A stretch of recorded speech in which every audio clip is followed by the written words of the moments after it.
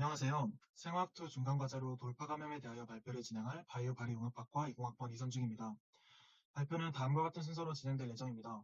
먼저 돌파 감염의 의미에 대해서 살펴본 후 돌파 감염이 발생하는 이유에 대해 알아보겠습니다. 이러한 돌파 감염에 대응하여 각국에서 취하고 있는 조치와 돌파 감염이 발생함에도 불구하고 우리가 반드시 코로나 백신에 접종받아야 하는 이유에 대해서 설명드리겠습니다.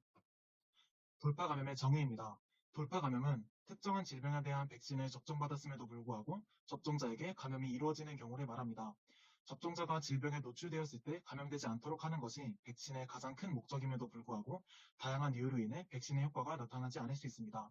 돌파 감염이 발생할 경우 정부의 방역 지침이 무력화될 뿐 아니라 백신 접종에 대한 대중들의 신뢰도를 하락시켜 감염병 예방 조치에 악영향을 미칠 수 있습니다.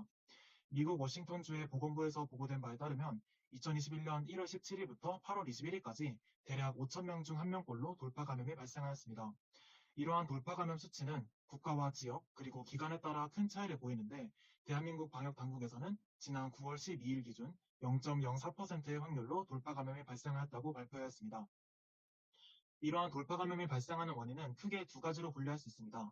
병원체의 돌연변이로 인해 백신이 효과를 내지 못하는 경우와 애초부터 백신을 잘못 보관하거나 부적절하게 투여하여 효과를 내지 못하는 경우입니다.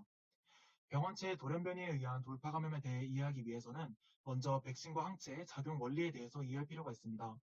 질병을 일으키는 병원체의 표면에는 특정한 형태의 항원이 존재하는데 항체는 이 항원과 결합하여 병원체의 활동을 저지하는 역할을 합니다. 이 항원과 항체는 서로 특이적으로 결합하여 한 종류의 항체는 오로지 한 종류의 항원에만 결합할 수 있습니다. 어떠한 종류의 항원이 외부로부터 우리의 몸으로 유입되면 우리 몸의 면역 체계가 반응하여 그에 맞는 항체를 생산하게 되는데 항체가 최초로 생산되는 과정에는 긴 시간이 소요되어 그 사이에 질병에 감염될 수 있습니다. 반면 이미 한 번 생산하였던 항체를 다시 생산하는 과정은 기억세포에 의해 매우 신속하게 진행되기 때문에 백신을 통해 우리의 면역 체계를 항원에 미리 노출시킴으로써 질병에 대한 내성을 갖도록 하는 것입니다.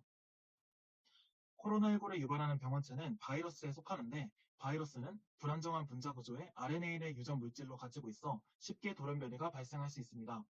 만약 바이러스 외부의 항원 구조에 돌연변이가 발생할 경우 기존에 존재하던 항체가 더 이상 결합할 수 없기 때문에 미리 백신에 접종받았다 하더라도 질병에 감염될 수 있습니다. 이것이 돌연변이에 의한 돌파 감염이 발생하는 이유입니다. 코로나19 바이러스에서도 다양한 형태의 변종이 발견되었습니다.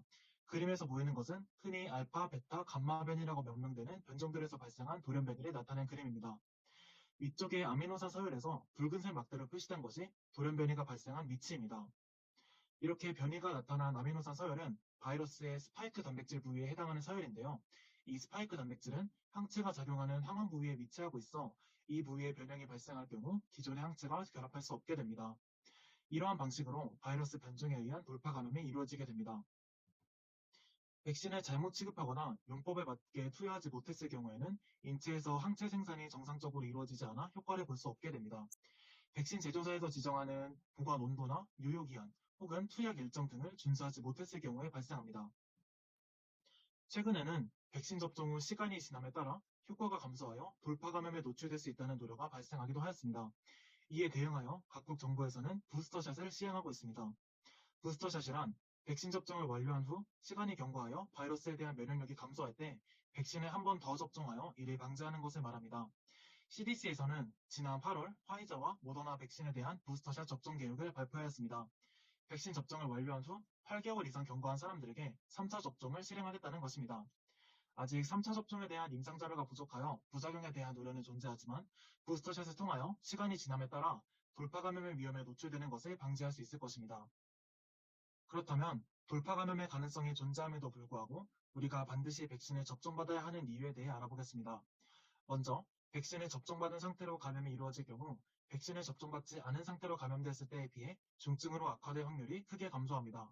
돌파 감염이 발생하더라도 경증 수준에서 멈추며 쉽게 치료가 가능하다는 의미입니다. 둘째로 집단 면역을 형성하여 코로나19의 전염성과 심각성 자체를 감소시킬 수 있습니다.